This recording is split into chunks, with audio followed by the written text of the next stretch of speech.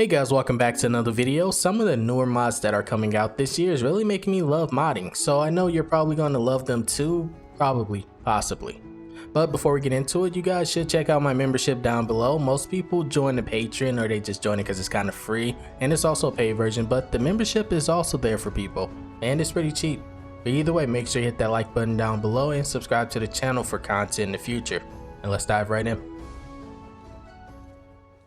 First mod I wanted to showcase was actually a Whiterun overhaul. Well, technically this overhaul has been a thing for a while now and it's pretty popular. But this is a new version of that said overhaul. This mod is called Capital Whiterun Expansion Lite.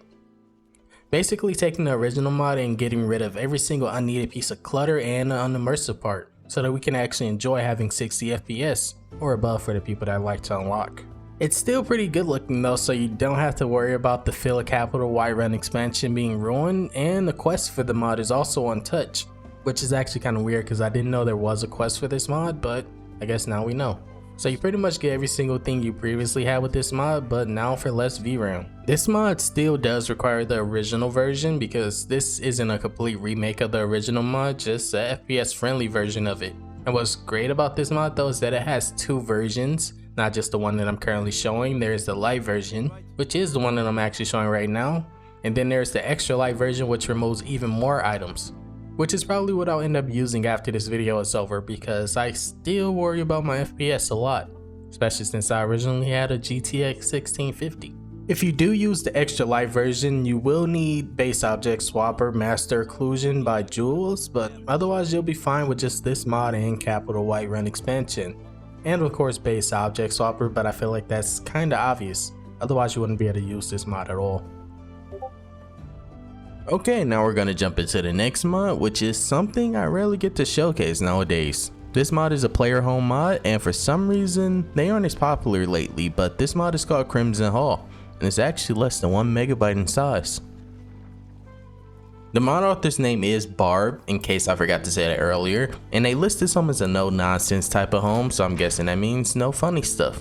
This is a free home also, and you actually get paid for using it.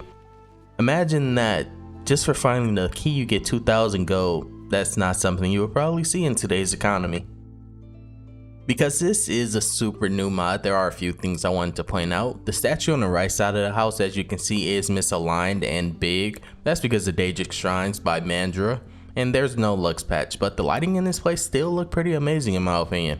There is more work for this mod because based on the description, there is a cellar for followers in the work, because the beds near yours upstairs in this house is for those who still adopt in Skyrim.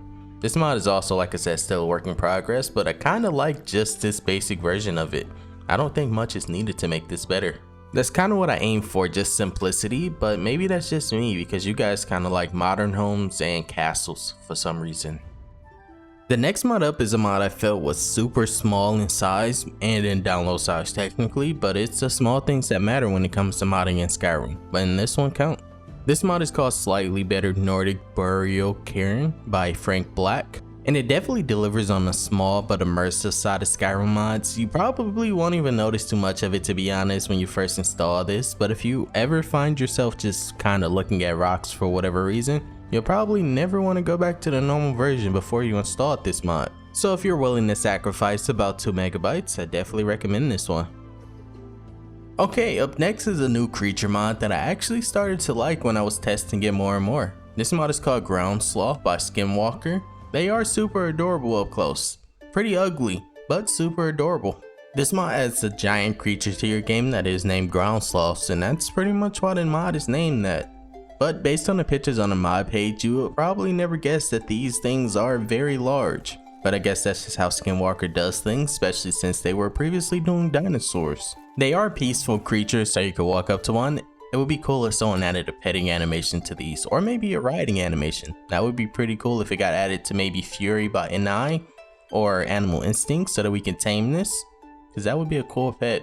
But they are kinda super slow, because they are sloths, so you probably won't have any trouble killing these. Unless it somehow hits you, then that's kinda your fault. Based on how this thing moves though, once it is aggravated though, I assume that it has the skeleton of a bear so it copies their animations, which was a pretty cool way to implement this in my opinion. The next mod up is a mod I actually just recently found out came out actually, but this mod is called Holy Templar Magic by Kittytail. They've been going all out this year, or maybe this is just normal for them to keep releasing a lot of great magic mods back to back. Usually someone has to have a bad mod eventually, right? This mod has 6 new restoration based spells that I use the add item menu to obtain because that's just kinda how I do things. But if you want to get it the immersive way, you can actually find them at regular magic vendors or maybe Fort Dawnguard. Well, both, you can find them at both, but they have specific spells that you can only find one or the other. And one you have to find on a vigilance after they die, but we won't get into that. And if I can't say anything else about these spells, I will say they are very beautiful and also creative in their approach to the way that they're implemented into the game. I kinda wasn't expecting much, to be honest. I was expecting super flashy stuff, but honestly most of these definitely fit into regular Skyrim.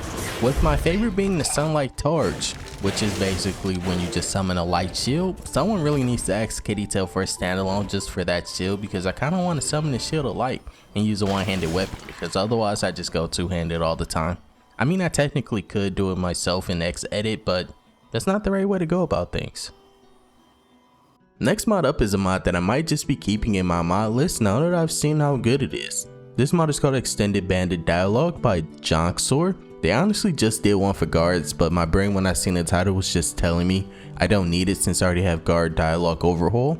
But now that I've seen this version of it, I have to go and get the guard version because this one is pretty funny. This mod expands on the things bandits say between each other when they're alone and not just when they're in combat. It also does that one, but that's not just what it does. I'm recommending this mod for the lines that it adds for them when they don't detect you because it's pretty fun to hear. Should have known she was lying. Said she'd wait Ought for to me, jump but they ship never and find wait. a new So crew. boring. Our Need last someone to haul, swing. it's been a brutal Like I'd winter. spend another minute I can't rotting remember the in last that time it was damn this chair cold was and back. for this long. Sounded like footsteps or something.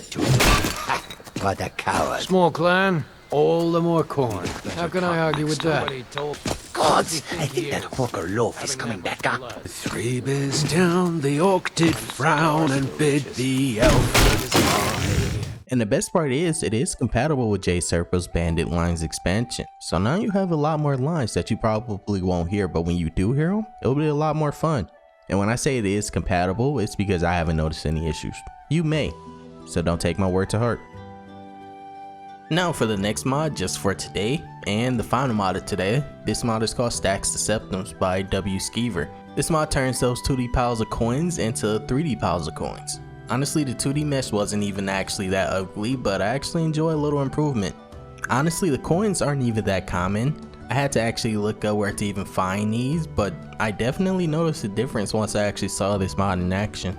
I was thinking he made every single coin its own separate mesh from each other, but even though it is 3D, they are still part of one giant mesh, so your FPS won't be destroyed using this mod.